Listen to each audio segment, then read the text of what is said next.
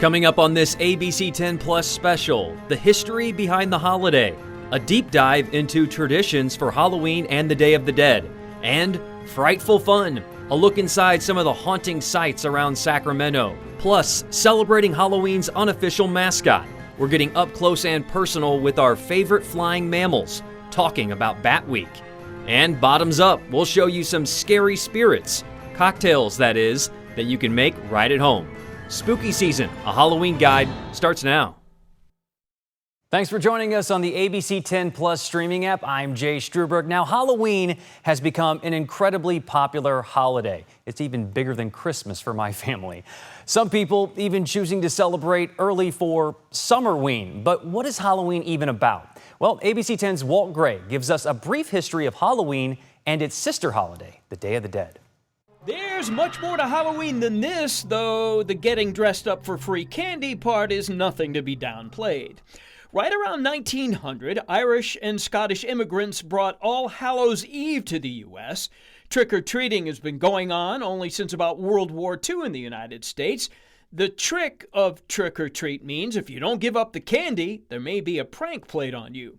Since the origins of this holiday go way back to the year zero, there isn't reliable software available to confirm it, but if it started as a Celtic harvest festival, it also started to include communing with the dead at some point. And of certain note is Dia de los Muertos, Day of the Dead, the Mexican holiday that gathers family and friends to remember those who've passed on. Mucho cuidado, señores, porque la muerte anda lista. En el panteón de Dolores ya nos tiene una posita. The dead are honored with their favorite food and beverages at private altars and gravesites. Day of the Dead is more than just one day. It starts October 31st and ends November 2nd with All Souls Day. The tradition of honoring the dead goes back 3,000 years to the Aztecs. It's a national holiday in Mexico. Interesting history lesson there. Well, kids will be decked out in costumes going door to door for trick-or-treating as always. Whether you're taking your family out to collect candy, heading to a party, or enjoying a haunted house. Remember, safety first. According to research published in the Journal of the American Medical Association, the risk of pedestrian fatalities is 43% higher on Halloween compared to any other night. Now, when it comes to Halloween costumes, you want to make sure you and the little ones are visible to others. That means you might want to carry glow sticks, use flashlights or reflective tape. And if you're trick-or-treating, make sure you're sticking to sidewalks, crosswalks, and well-lit areas. And if you're not walking anywhere, you still need to be aware of pedestrians while driving. Isaac Gonzalez is the founder of a nonprofit called Slow Down Sacramento. He's reminding drivers that a little caution goes a long way. Our drivers on the roadways, we like them to drive nice and slow and conscientious of other drivers and other walkers on the road. We like to say 20 is plenty, especially on a night like Halloween when we know we're going to have lots of trick-or-treaters out in our neighborhoods looking for candy. Another important thing to keep in mind, drunk drivers. If you plan on drinking, make sure you have a designated driver, or you can use rideshare services like Uber or Lyft. You should also call police if you see anyone driving that you suspect to be under the influence. Perhaps the best part of Halloween is the costumes. Wait a second. I can't do this in a suit. Much better. Of course, there are the normal favorites, but every year we see lots of outfits inspired by whatever's happening in pop culture. This year, no different, with people expected to dress up as their favorite characters from the year's most popular shows and movies. Characters from the Netflix series Wednesday are expected to be big this year, with the show dropping the second half of its latest season in September. Other TV and film franchises that could prove popular: Lilo and Stitch, Squid Game, Jurassic Park, and Megan. A costume our very own Mark S. Allen modeled for us to celebrate the movie's release in theaters. Costumes from Wicked and The Wizard of Oz could be big this year as well, with the second part of Wicked set to release in theaters this November. If you're wanting to stay ahead of the curve, you can also dress up like Spider-Man or Toy Story characters ahead of both films' next installments, each set to debut next summer. And as we plan out what to wear, one popular costume store in Sacramento is preparing to miss out on its biggest season of the year. Evangeline's costume mansion in Old Sacramento is still recovering from a fire back in June. Everything on the first floor was a loss, but the mansion itself was saved. The general manager of the store says they're still working on restocking merchandise and have had to reduce staffing while the store recovers. But they say they're grateful to everyone who reached out after the fire. Thank you guys for everything. Thank you for your support. Please come back when we're open again. It's going to be so cool. We're picking out all new paint colors and display items, and it's just going to be a brand new and improved Evangeline's. The store doesn't have a timeline for when they'll reopen. They'll know more once construction begins. Coming up, making Halloween inclusive. How decorations can help you find accommodations for kids with dietary restrictions and special needs. And we'll leave you with a look at some local haunted houses and other seasonal events to check out.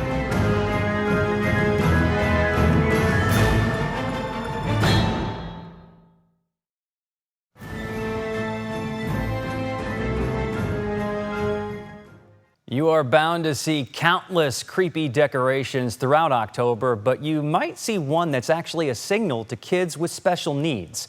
ABC10's Candace Redd explains what the Teal Pumpkin Project is and how you can take part. I love Halloween. It is the best thing. I love to see all the kids dressed up. Christy Navarro is going all out for the spooky season. We have Mortimer, who is dressed as Harry Potter again this year. We have little Jimmy, who has a harmonica and he will sing. Christy lives in Sacramento and decorates her house every Halloween. I think it brings out the kid in all of us. Just like Christy, thousands of people across the nation are putting a teal pumpkin on their doorstep or raising a teal flag for Halloween. It means they're offering other options for trick-or-treaters with food allergies, not just candy. We always include fun stuff for the kids with allergies. Stickers, they love the glow sticks, the spider rings, all of that. And we do pencils, erasers, and they get to come and pick out whatever they want. It's part of the Teal Pumpkin Project, adopted by Food Allergy Research and Education. It's a nonprofit that supports people with food allergies. The Teal Pumpkin Project is a movement to raise awareness of food allergies and to create a safer, more inclusive Halloween for all trick-or-treaters. That's because the organization says 1 in 13 children live with food allergies. A lot of the popular candies contain some of the common allergens, so peanut, tree nut, milk, eggs, wheat, soy, and sesame. And when the children with food allergies can't have these candies, they can't participate fully in the holiday. FAIR launched this interactive map to help families find homes that offer candy and other options for children with allergies. They say the more homes added to the map, the more inclusive Halloween becomes. You can see other houses in your neighborhood that are participating and kind of plan your route ahead of time to hit all the houses that have these teal pumpkins. Christy says she plans on getting a teal pumpkin soon to add to the teal flag she got from FAIR posted outside of her home. And I still have a pumpkin to get, but it takes very little effort to include everybody. So it's just a quick little addition, and then you have all kinds of more kids, more costumes, more fun. Thank you, Candace. The time leading up to Halloween is great for getting out and enjoying nature before the cold sweeps in. And one seasonal favorite, right here, corn mazes. ABC10's John Bartell shows us how one family farm keeps their maize fresh for visitors year after year.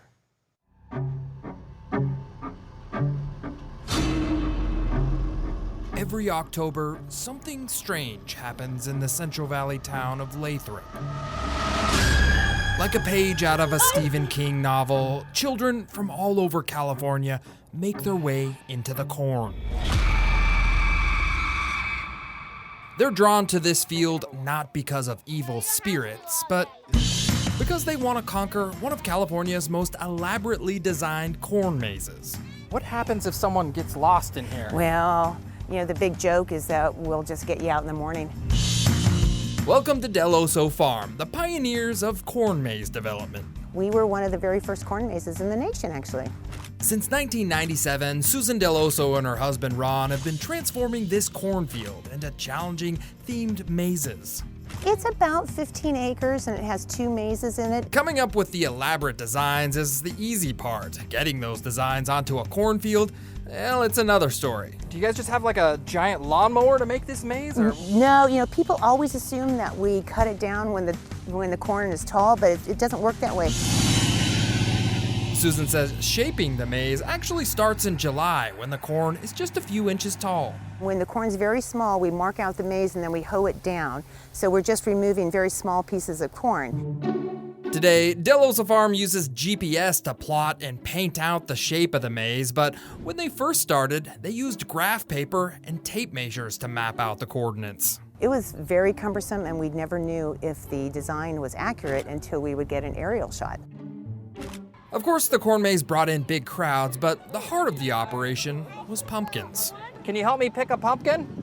Del Oso Family Farm was founded in the 1920s by 3 brothers from Italy who started farming asparagus. But then in the 1950s, Susan's father-in-law, Rudy, started growing pumpkins. And at that time, we were one of the 5 growers of pumpkins in this area. So there was 5 of us who basically grew all the pumpkins for the West Coast. Pumpkins are still grown on Del Oso Farm today, but the family has shifted their focus to what they call agritourism. We are one of the top agritourism operations in the nation.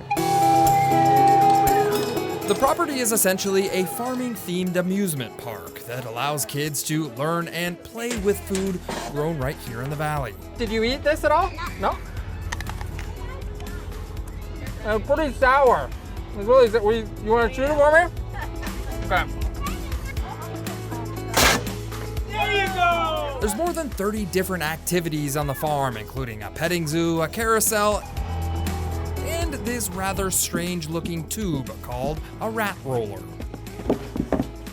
Yeah, there's a little something for everyone. From the corn maze at Del Oso Family Farm, I'm John Bartel. Hope to see you on the back roads.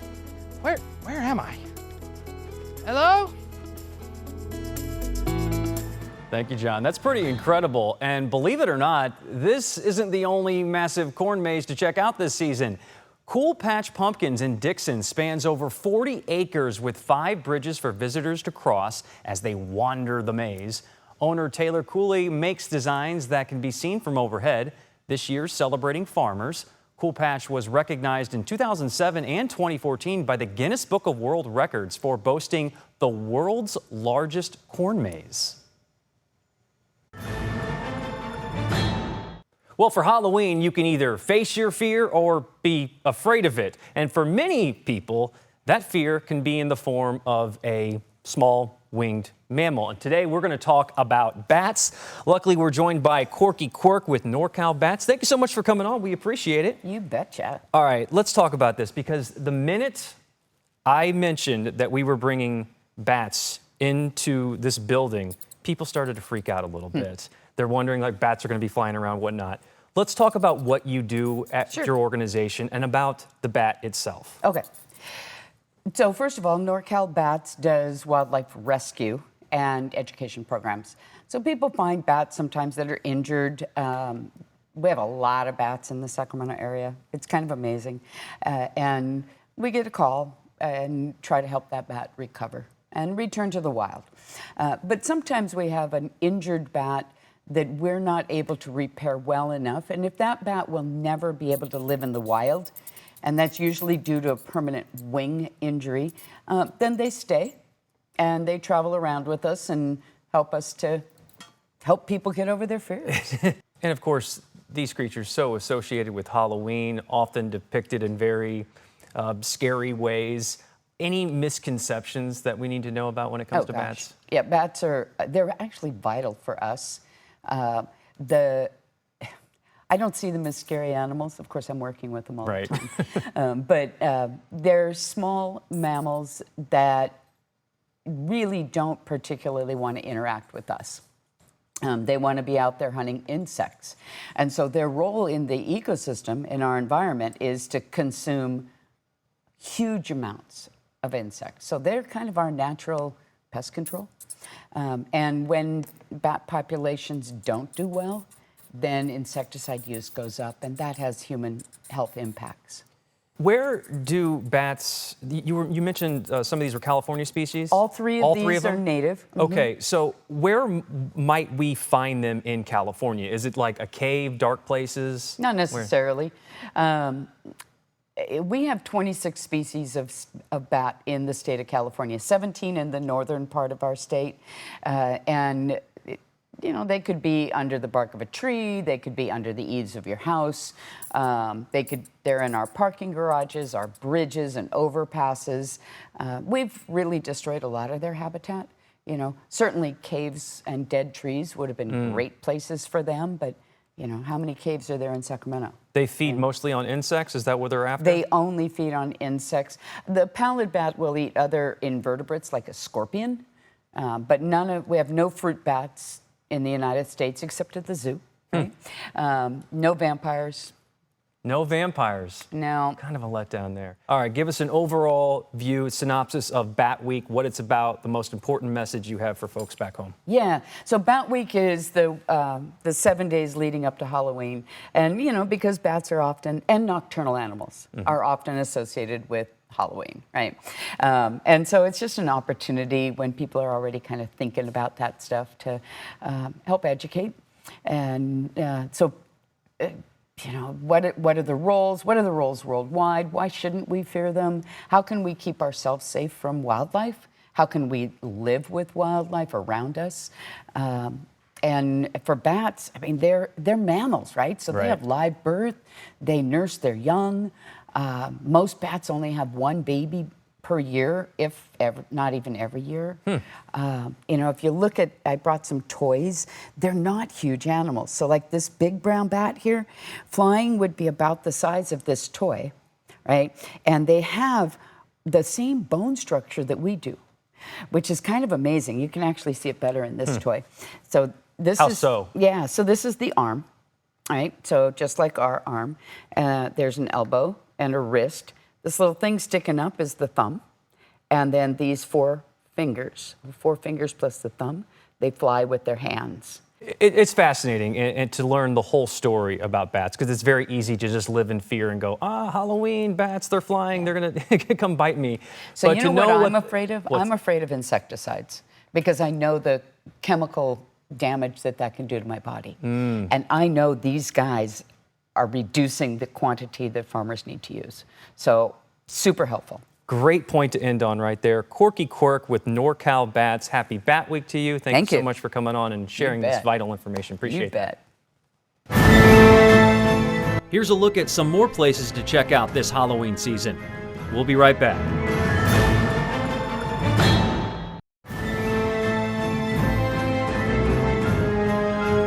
With the focus on trick-or-treating, Halloween can feel like a kid's holiday, but there's still plenty of fun for us adults as well.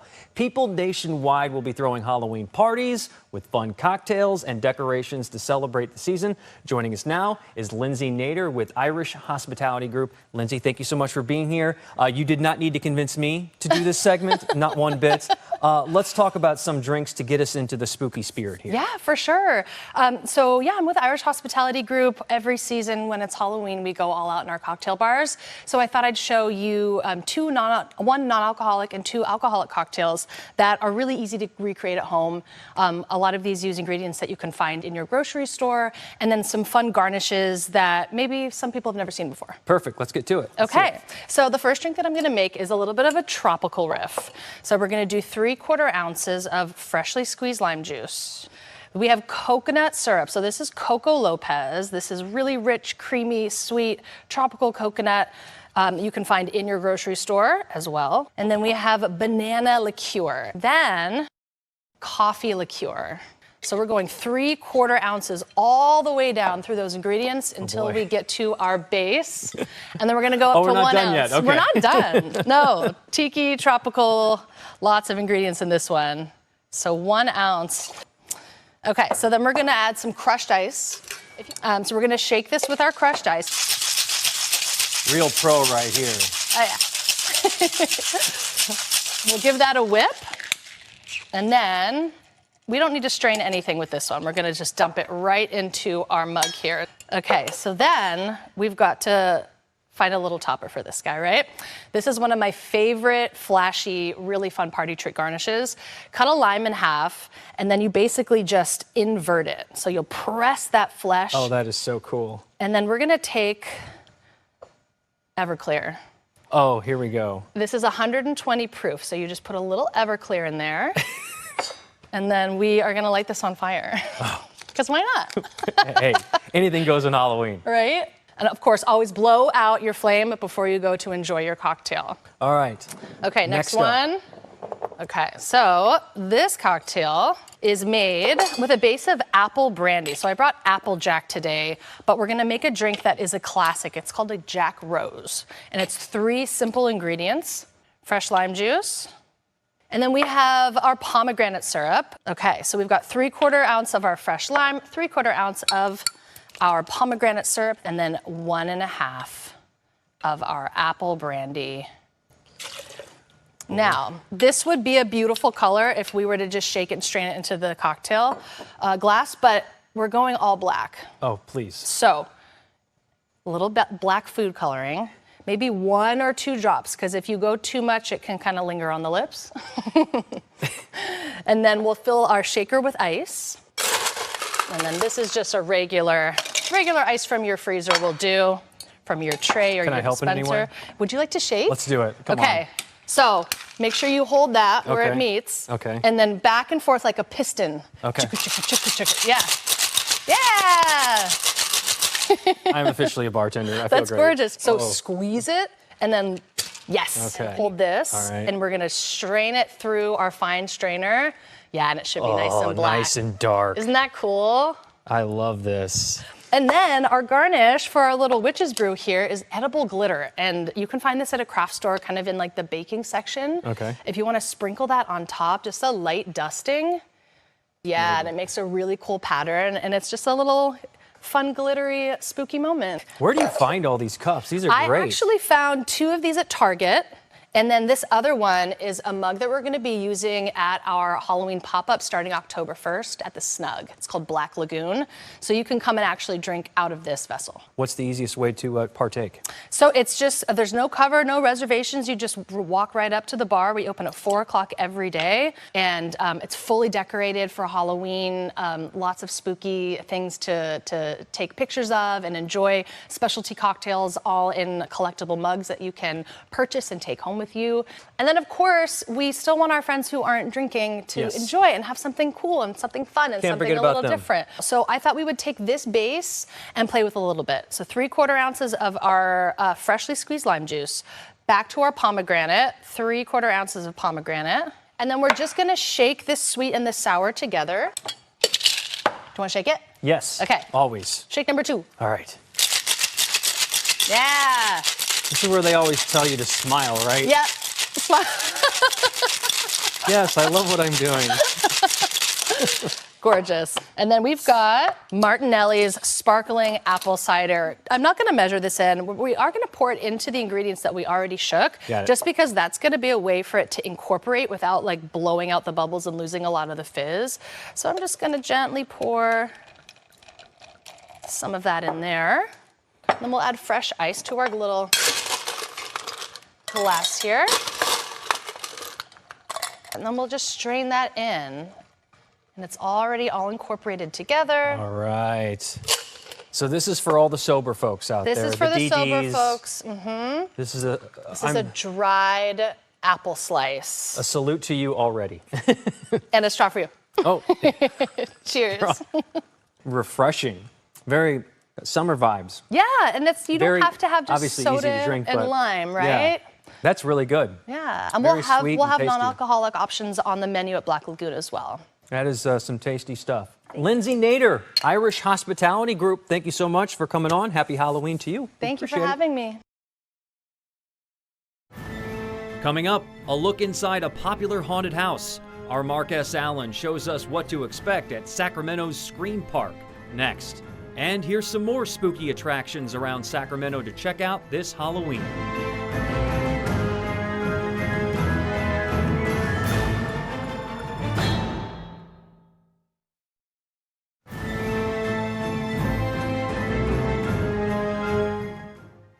One of the most popular Halloween activities takes horror a step further, letting you experience scares firsthand. Of course, we're talking about haunted houses. Our Mark S. Allen is talking with visitors at Sacramento Scream Park about what to expect inside. That is, if we can find him. What? We're on? Hey, you're probably looking for Mark S. Allen. Well, I got news for you. He ain't here. He went inside. We haven't seen him since. Regardless, he talked to some people about some stuff. Watch.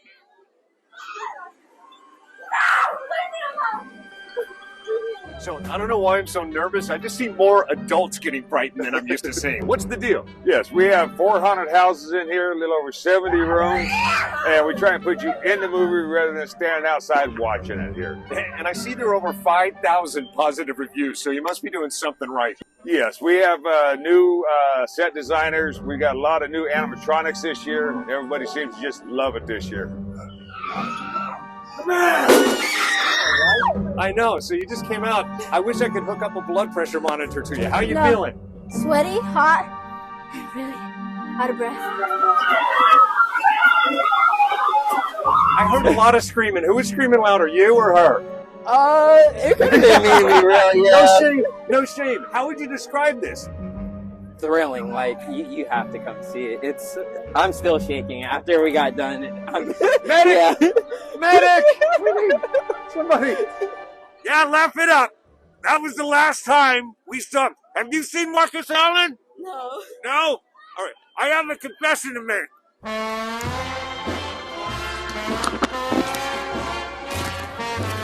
Bear with me. I promise it's going.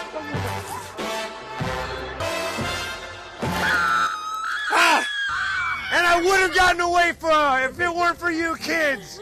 Get out of here. And happy Halloween. There you go. All the information to this Sacramento Scream Park on my Facebook page. It's Mark S. Allen Show. All I can taste is my own spit now for a multitude of reasons. Back to you. And happy Halloween. Glad to see you're doing okay, Mark. Well, check this out. Mattel unveiling a Dia de Muertos Barbie doll. The new collectible Barbie comes dressed in the bright colors and sugar skull makeup associated with the holiday. You can even buy a matching Ken doll. The new Barbie runs for $81 on Mattel's website. That's all for now. Thanks for joining us on the ABC10 Plus streaming app. Have a safe and fun Halloween.